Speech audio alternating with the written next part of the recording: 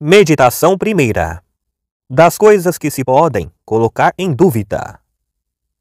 Há já algum tempo me apercebi de que, desde meus primeiros anos, recebera grande quantidade de falsas opiniões como verdadeiras, e que o que depois fundei sobre princípios tão mal assegurados só podia ser muito duvidoso e incerto, de forma que me era preciso empreender seriamente, uma vez em minha vida, desfazer-me de todas as opiniões que até então aceitara em minha crença e começar de novo desde os fundamentos, se quisesse estabelecer algo firme e constante nas ciências.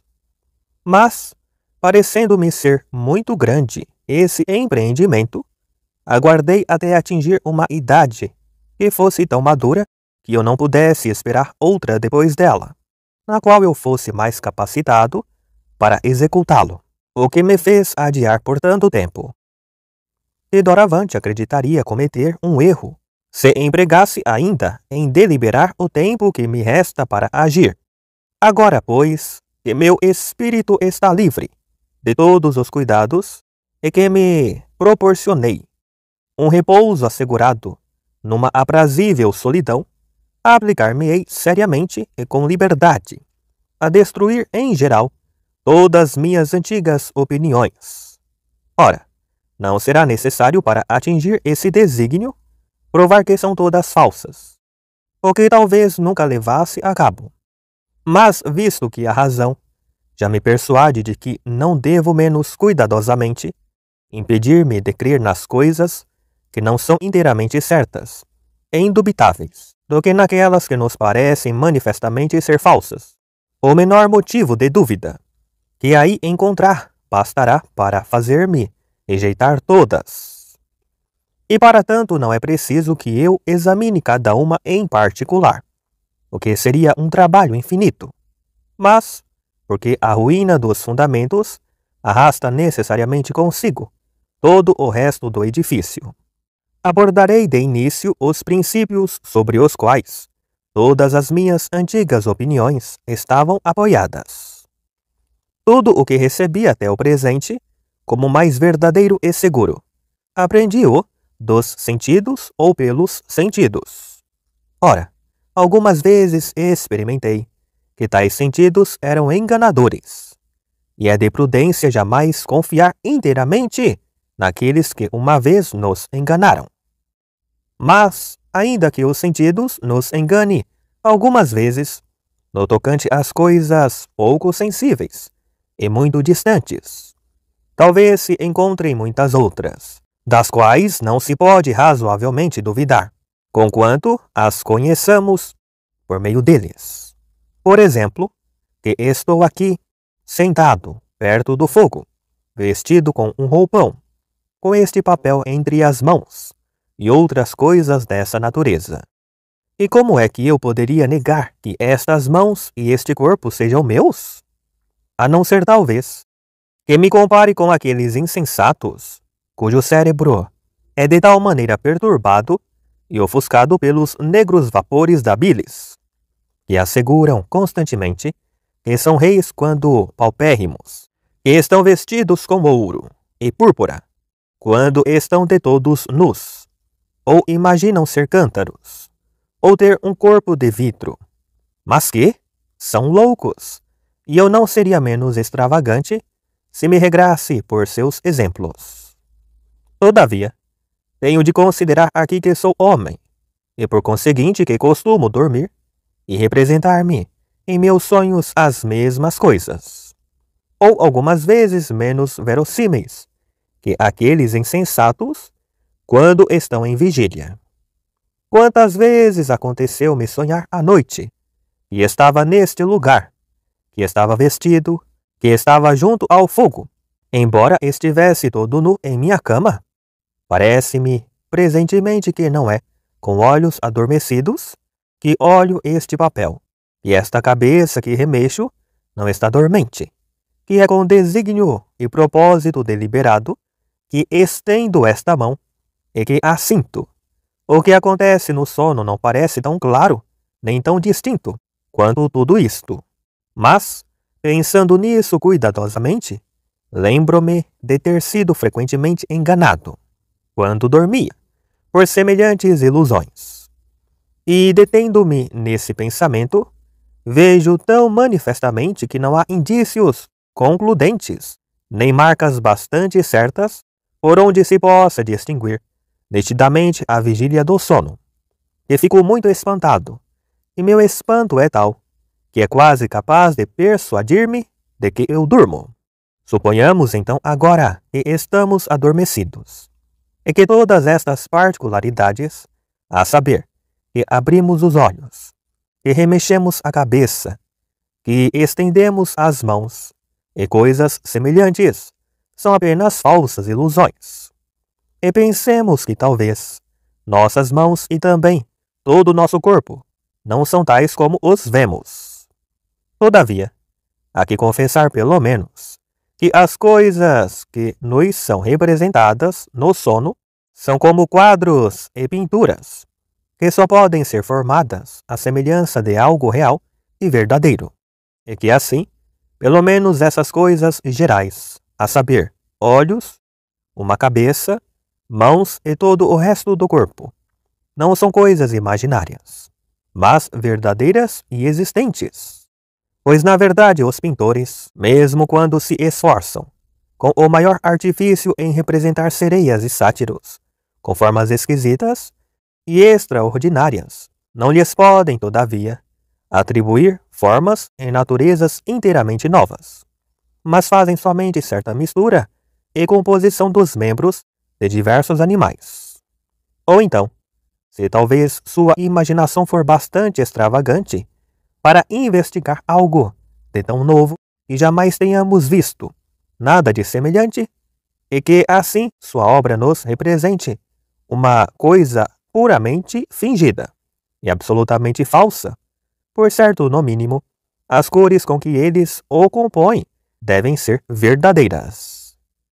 E pela mesma razão ainda, que essas coisas gerais, a saber, olhos, uma cabeça, mãos e outras semelhantes, possam ser imaginárias.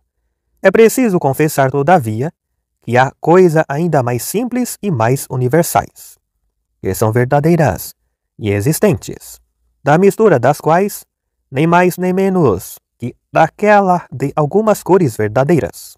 Todas essas imagens das coisas que residem em nosso pensamento, sejam verdadeiras e reais, sejam fingidas e fantásticas, são formadas.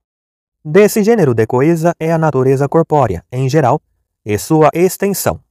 Também a figura das coisas extensas, sua quantidade ou grandeza e seu número, bem como o lugar onde estão, o tempo que mede sua duração e outras coisas semelhantes.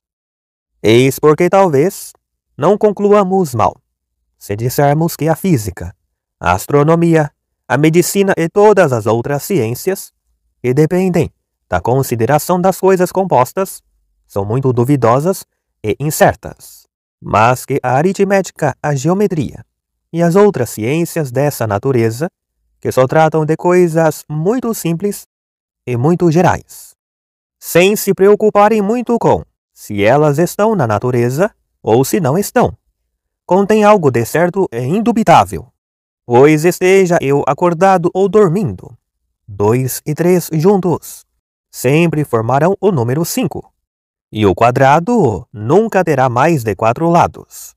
E não me parece possível que verdades tão aparentes possam ser suspeitas de alguma falsidade ou incerteza. Todavia, há muito tempo tenho em meu espírito certa opinião de que há um Deus que pode tudo e por quem fui criado e produzido tal como sou.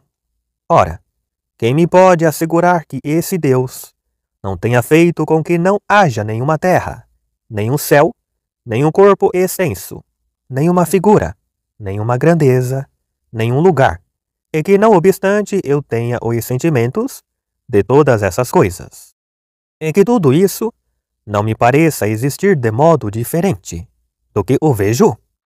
E até como, por vezes, julgo que os outros se equivocam, mesmo nas coisas que pensam saber com a maior certeza. Pode ocorrer que ele tenha querido que eu me engane todas as vezes que faço a adição de 2 e 3, ou que enumero os lados de um quadrado, ou que julgo alguma coisa ainda mais fácil, caso me possa imaginar algo mais fácil que isso. Mas talvez Deus não tenha querido que eu fosse ludibriado dessa forma, pois disse que é soberanamente bom. Todavia, se repugnasse a sua bondade, ter-me feito tal que eu me enganasse sempre. Isto pareceria também ser-lhe de alguma forma contrário, permitir que eu por vezes me engane, e não obstante não posso duvidar que ele o permita. Haverá talvez aqui pessoas que preferirão negar a existência de um Deus tão poderoso, a acreditar que todas as outras coisas são incertas. Mas não lhes resistamos, no momento, e suponhamos em seu favor que tudo o que é dito aqui de um Deus seja uma fábula. Todavia, de qualquer forma, suponham que eu tenha chegado ao estado e ao ser que possuo, seja porque o atribuam a algum destino ou fatalidade, seja porque o prefiram ao acaso, seja porque queiram que seja por uma contínua série e ligação das coisas. É certo que, porquanto falhar e enganar-se é uma espécie de imperfeição, quanto menos poderoso for o autor que atribuírem a minha origem, tanto mais provável será que eu seja de tal modo imperfeito que sempre me engane. A tais razões nada tenho, por certo, a responder, mas sou forçado a confessar que, de todas as opiniões que outrora recebera em minha crença como verdadeiras, não há uma da qual não possa agora duvidar, não por alguma inconsideração ou leviandade, mas por razões muito fortes e maduramente consideradas, de sorte que é necessário que eu detenha e suspenda doravante meu juízo sobre esses pensamentos e que não lhes dê mais crédito do que daria a coisas que me parecessem evidentemente falsas. Se desejo encontrar alguma coisa constante e segura nas ciências. Mas não basta ter feito essas observações, é preciso ainda que eu tome o cuidado de lembrar-me delas, pois essas opiniões antigas e ordinárias ainda me voltam com frequência ao pensamento. O longo e familiar uso que tiveram comigo, dando-lhes o direito de ocupar meu espírito, malgrado meu, e de se tornarem quase senhoras de minha crença. E nunca me desacostumarei de a isso aquecer e de confiar nelas, enquanto as considerar tais como são de fato, a saber, de alguma forma duvidosa, como acabo de mostrar, e todavia muito prováveis, de sorte que se tem muito mais razão de acreditar nelas do que de negá-las.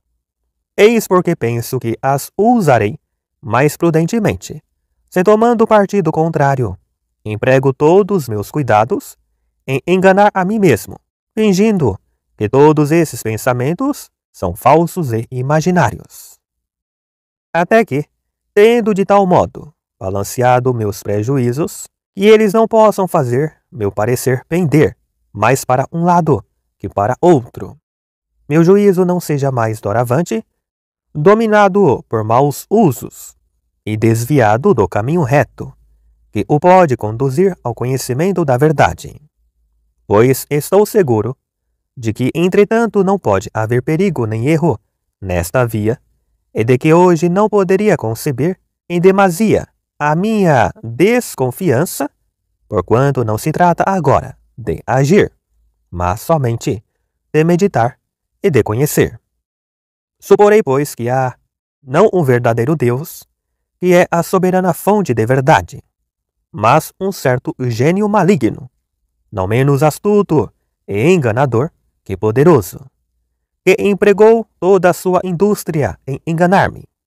Pensarei que o céu, o ar, a terra, as cores, as figuras, os sons e todas as coisas exteriores que vemos não passam de ilusões e enganos, de que se serve para surpreender minha credulidade.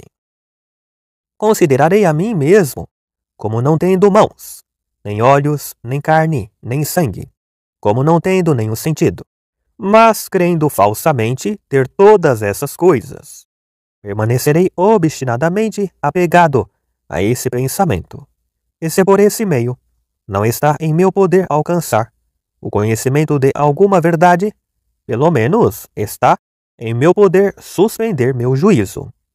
Eis porque me guardarei cuidadosamente de receber em minha crença qualquer falsidade. E prepararei também meu espírito para todas as astúcias desse grande enganador, que por mais poderoso e astuto que seja, jamais poderá impor-me nada. Mas esse desígnio é penoso e laborioso, e certa preguiça me arrasta, insensivelmente, a correr de minha vida ordinária. E da mesma forma que um escravo que usufruía no sono uma liberdade imaginária, quando começa a suspeitar que sua liberdade é apenas um sonho, teme ser acordado e conspira com essas ilusões agradáveis para ser mais longamente iludido por elas. Assim, insensivelmente volto a cair em minhas antigas opiniões e receio acordar dessa sonolência por medo de que as laboriosas vigílias que sucederiam à tranquilidade desse repouso, em vez de me trazerem alguma claridade e alguma luz no conhecimento da verdade, não sejam suficientes para aclarar todas as trevas das dificuldades que acabam de ser agitadas.